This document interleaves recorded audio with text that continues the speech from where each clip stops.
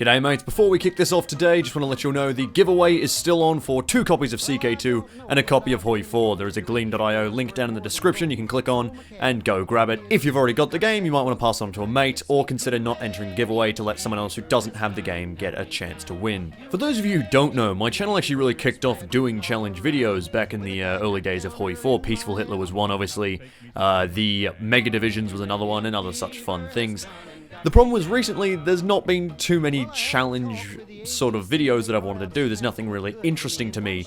I find doing something like, just using basic equipment is a snore fest. Then Old World Blues came along, and while talking to some of the devs in my chat while I was streaming yesterday, I discovered something very, very strong and very, very silly. To highlight how ridiculous this is going to be, I'm going to play as the Mojave Brotherhood instead of playing as any of the bigger ones. It would obviously be easier to do that, or even install the Enclave mod and play as them, but I think it's going to be nice and fun to play as these guys. Now importantly, as the Mojave Brotherhood, one key thing that we're going to have to do is quickly take Vegas before we become a major and core the state. As you can see, you can core states before you become a major. However, we will become a major very quickly, so it's important that we grab Vegas first, and then core that, thereby getting access to their higher population. But first of all, I'm going to have to spend a bit of time getting some army experience together, building some planes, and getting ready to actually invade Vegas. I'm going to skip the Fiends and Dambusters entirely, instead just airdrop directly onto Vegas to show how good this can be. We're nowhere near ready yet, but 2 important things to note is 1, obviously we're going to have to research air support so we can get fighters and then to the salvage transports. Funnily enough, salvage fighters are actually ahead of time, but salvage transports aren't. So we'll be a bit delayed, but when we can quickly research that, and also cargo zeppelins immediately. Now that's actually a massive bonus, because cargo zeppelins' range is 4,000 kilometers. As for support equipment, we're going to need 2 things. They're quite essential: dynamite and fire gecko pouches. The dynamite is far more essential, and I'll show you that once we actually get to the division design, but the fire gecko also makes us a lot more powerful. If we wanted to boost ourselves even further, we could use machine guns, but that is honestly probably too much manpower usage for not enough gain. And we could also do the same thing with healing powder, but again, that uses manpower, whereas we'd rather just have more dynamite, and I'll show you what I mean. And on the good side, New Vegas has actually managed to march down here. Now, I would normally just invade them straight away and win. I love those little Securitron models, but I said Paratroopers only, so we shall go with Paratroopers only. Something to note is that we're going to want to go down Refined Warfare. It gives some nice big bonuses, but the main thing we want is this: the massive increase to support companies, and you'll see why pretty soon. Okay, we have just about everything we need. We're going to prep to invade New Vegas in just a moment once our transports are in the air.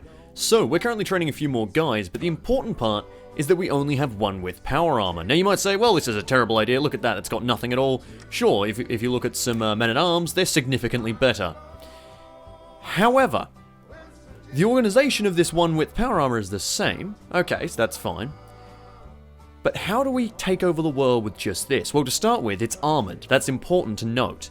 Armor doesn't matter in Hoi 4 as long as you can beat their piercing. So, the piercing of this unit is 4. If I had 5 armor, or 4.1, it's the same as having 40. The only difference comes when you're starting to deal with, piercing, say, anti-tank weapons and tanks and such. That's when you have to worry about having higher armor, because you might not have enough armor. Another important thing to note is that we are actually 50% hard in power armor. What that means is that most of the enemies are going to be doing soft attacks. Here you go, 38%. We only take 50% of that, and then we take 50% of their hard attacks. So 3 and what is that? Bloody 20 instead of 38 and 6, which is what you're looking at there. But then we're going to add the real clincher here, and this is why Old World Blues is the one to do this in, and what I was talking about they probably need to fix. This is still going to be 2 width, this can still be para-dropped, but now we're going to add 56 soft attack, 12 hard attack, 11 defense, and 6 breakthrough. It's now better. This 1 power armor division is better than that men-at-arms division with 12 division. It's better than my original power armor division even. Still just as fast, still just as crazy. I think it loses its organization, obviously, that's unfortunate. But overall, pretty good. It loses some armor, but again, it doesn't matter, because the armor is still significantly higher than any piercing in this game, and as long as you keep upgrading your power armor, you can keep above the curve. Now we're going to put in some flaming support to add 55 breakthrough. What this means is on the attack, and this also adds some soft attack as well, 23 extra, making it a ridiculous amount of soft attack and some defense, just to pile the other things on top. Sure, Aug is down, but breakthrough is so high that even on the offense, they still won't be able to hit me most of the time. and my heart attack and soft attack are through the roof. Heart attack, honestly, doesn't matter that much. Although, obviously for New Vegas, it mattered a little bit more because we're fighting Securitrons. But everywhere else, doesn't really matter. I don't think I've ever seen this before in Hearts of Iron 4. But yes, you can in fact get a support company as your icon for the division. This division is not a, line combat division, sorry, a combat brigade with support companies. It's a support company with a combat brigade. This is how this division fights. Let me show you how it works. The Codex Astartes refers to this maneuver as Steel Rain. Alright, here we go. Oh, yep, okay, it begins. So, no one's actually landed on an enemy just yet. They're actually all currently assaulting me. That's fine by me, because I should be able to just knock them out. As quick as this. Come on, then. Now, if we look at our enemies real quick, at our guys real quick, this is, they're in a paradrop attack right now. They're still after being paradrop. That's fine. With the minus 30%, they still outgun most people here. The Securitrons outgun them because Securitrons are very, very strong, but they're still armored against Securitrons. They also have almost as high breakthrough as them, as Securitrons' defense. Now, if we look at this for a bit, and gone. Just like that. All that took was the boys dropping in New Vegas. We now have their Securitrons as well, which I'm sad I can't paradrop because they are very, very strong division. What? I'm sorry, what? The NCR fucking took everything. Alright, we're forming up with a oh, what the fuck was that? G'day mates, and welcome back for round 2. You may wonder what I'm doing here. Wait a second. Okay, there we go. What I was just doing is I was making sure we had a front line with New Vegas once we got our war goal. That now means their troops are going to be on the front line ready to invade me. The problem if I invade them without a front line is they'll actually just be sitting on their victory points defending them, so I can't instantly knock them out from the war. And in any real stand-up fight, these units start to melt, because obviously they have barely any, what's called gear and cohesion, so that after a while they'll just start to disappear. They're cheap to replace, but of course I don't want that to happen, I don't have that much manpower. Okay, good. The problem is I'm no longer a major, so I can't actually core New Vegas. Yeah, we're gonna start sending guys to Bitter Springs and North Passage, just in case. Oh, never mind, they surrendered. So, well, either way, in the first run I did, I was able to core New Vegas. I think because New Vegas took the Fiends over, so I took them over immediately and was able to core them in my little test run I was doing. However, every run since then I've not ended up with the right circumstances to actually be able to knock them out. I guess I needed Vault 3, but taking Vault 3 meant I became a major.